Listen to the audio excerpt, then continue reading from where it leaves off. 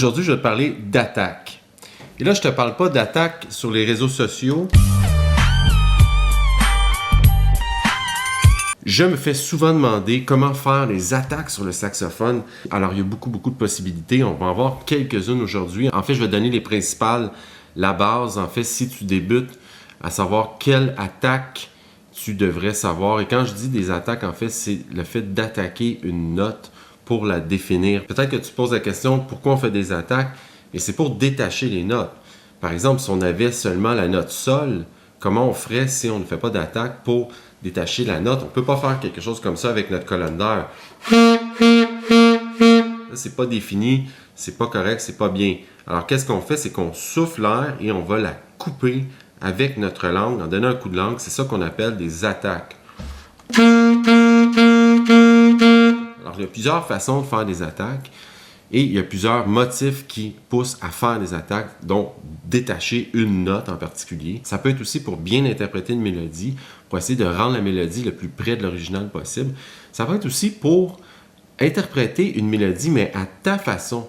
Okay? C'est pas tout le monde qui va jouer de la même façon. Alors, jouer des attaques d'une façon différente, ça peut vraiment mettre ta couleur à toi, ta façon à toi d'interpréter quelque chose. Et une autre bonne raison, ça peut être pour jouer dans un style précis. Alors, si tu joues une samba, une bossa nova, un swing, un rock, du funk, ce ne sera pas le même type d'attaque.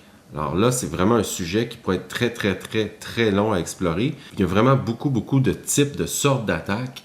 Là, aujourd'hui, je vais t'en donner 3 qui sont finalement, je pense, selon mon opinion, la base à savoir si tu commences à jouer du saxophone.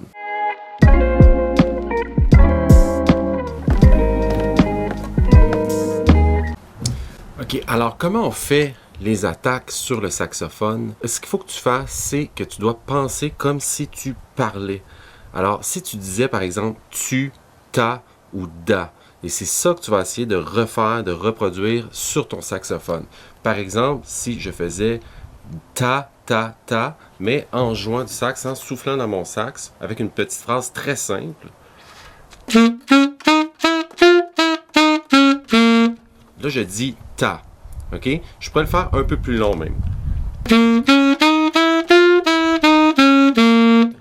Si je voulais que ça sonne un peu plus staccato, un peu plus piqué, je pourrais dire tu au lieu de ta. Et là, ça sonnerait comme ça.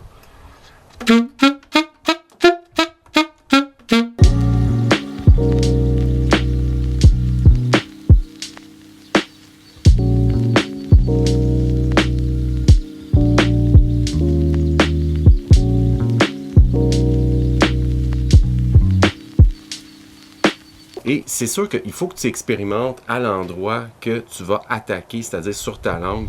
Si tu le fais plus sur le bout de ta langue, ça sera un peu plus piqué, un peu plus staccato. Si on voulait jouer plus jazz, moi, ce que je me dis dans ma tête, c'est da.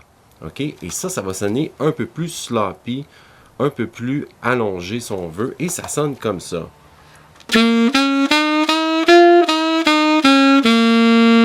OK? Si je le swingais, tu vas très bien entendre.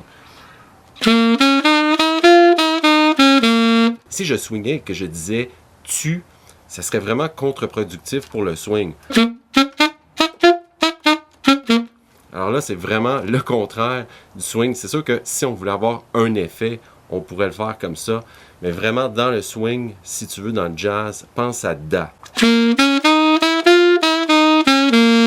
Alors si je te les jouais les 3, un après l'autre, tu vas très bien entendre la différence. Je vais commencer avec tu, ensuite ta et ensuite da.